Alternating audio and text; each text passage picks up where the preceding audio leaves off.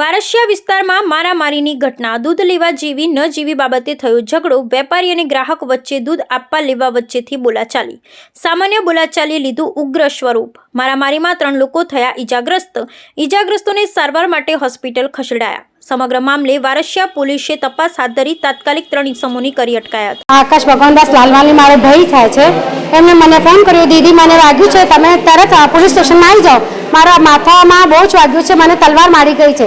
એટલે હું ઘરેથી ભાગીને પોલીસ સ્ટેશન ગઈ ને આમની હાલત જોઈ બધું બગડેલી હતી, ત્યાંથી એસએસસી હોસ્પિટલમાં એમને મોકલી આપ્યું છે ને હવે એમનું ટ્રીટમેન્ટ ચાલુ છે ને જે એમને માર્યું છે ને એમને પોલીસને કહો સકે અમારી વિનંતી છે એ લોકોને પકડીને ને એ લોકોનો વરઘોડો કાઢો ને એ લોકોને બી સજા આપે।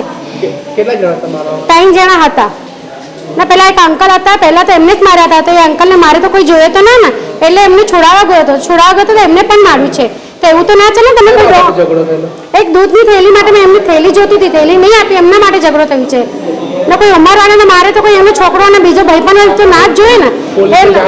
પોલીસને જાણ કરી, પોલીસના ચોકી નજીક જ હતી પોલીસ સ્ટેશન, ત્યાં પોલીસ સ્ટેશનમાં ગયા હતા એ લોકો, વારસા police station, new police station અને જૂની પોલીસ સ્ટેશનના બાજુમાં ઝઘડો થયું હતું।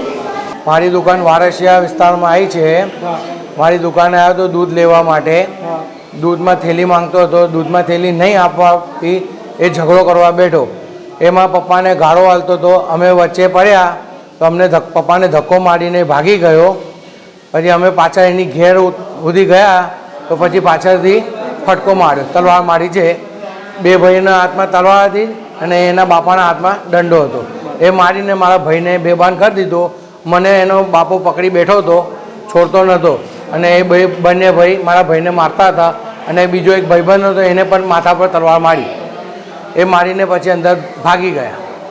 અમને 3 જણને વાગ્યું છે, મારા એક ભાઈને અને ભાઈબંધને અને પપ્પાને, તેનો છે ને પપ્પાને વધારે વાગ્યો છે, એમનો બોલ તૂટી ગયો છે, એમનું ઓપરેશન થશે અને આપણને મારા ભાઈને માથા પર વાગ્યો છે એને 6 ટાંકાયા છે।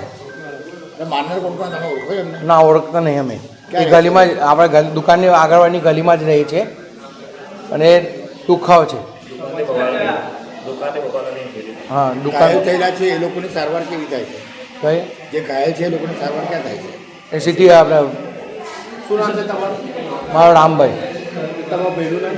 ગિરીશભાઈ, ગિરીશ ઉર્ફ ગુડ્ડુ અને ત્રીજો આકાશભાઈ।